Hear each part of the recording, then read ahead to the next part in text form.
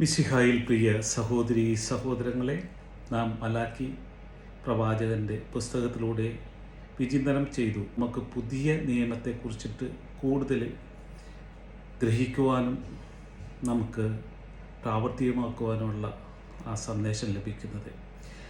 മലാക്കി പുസ്തകത്തിലൂടെ കർത്താവ് നൽകുന്നത് ജനത്തിനിടയിലെ അനീതിയും ചൂഷണവും ജനത്തിന് നേതൃത്വം നൽകുന്നതിന് പകരം അവരെ വഴിതെറ്റിക്കുന്ന ഇടയന്മാരുടെ ഉത്തരവാദിത്തമില്ലായ്മയും കർത്താവിൻ്റെ ഈ പ്രവാചകന്റെ രൂക്ഷമായ വിമർശനത്തിന് പാത്രമാകുന്നുണ്ട്.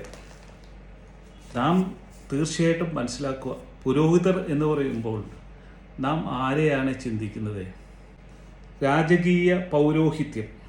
1 പത്രോസ് 2-ാം അധ്യായം 9 മുതൽ 10 വരെയുള്ള വാക്യങ്ങൾ നാം മനസ്സിലാക്കുമ്പോൾ, നിങ്ങൾ തിരഞ്ഞെടുക്കപ്പെട്ട വംശവും രാജകീയ പുരോഹിത ഗണവും വിശുദ്ധ ജനതയും ദൈവത്തിൻ്റെ സ്വന്തം ജനവുമാണ്.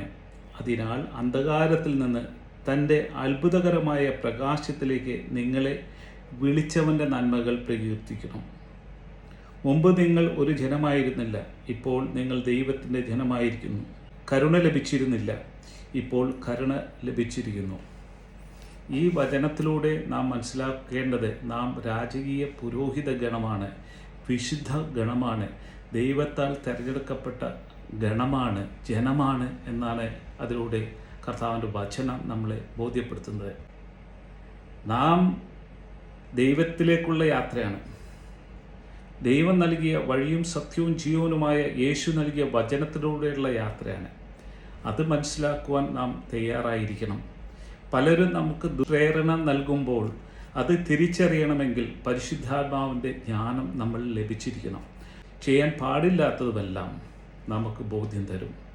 അപ്പം മലാക്കി പുസ്തകത്തിലൂടെ കർത്താവിൻ്റെ വചനം പുതിയ നിയമത്തെ വിശകലനം ചെയ്യുവാനായിട്ട് ഇന്ന് പലരും നമ്മളെ വഴിതെറ്റിക്കുമ്പോൾ, ദൈവജനം, രാജകീയ പുരോഹിത ഗണം, ദൈവം തെരഞ്ഞെടുത്ത ജനം എന്ത് ചെയ്യണമെന്ന് പുതിയ നിയമത്തിലൂടെ കർത്താവ് നമുക്ക് വേണ്ടി അരുൾ ചെയ്യുന്നുണ്ട്. അത് ശ്രദ്ധാപൂർവം ശ്രവിക്കുവാനും സംഗ്രഹിക്കുവാനും പ്രാവർത്തികമാക്കുവാനും ആവശ്യമായ കൃപകളാൽ നിങ്ങൾ സമ്പന്നരാകട്ടെ എന്ന് ഞാൻ പ്രാർത്ഥിച്ചുകൊണ്ട് ബ്രദർ തോമസ് ജോർജ് പാണാശ്ശേരി.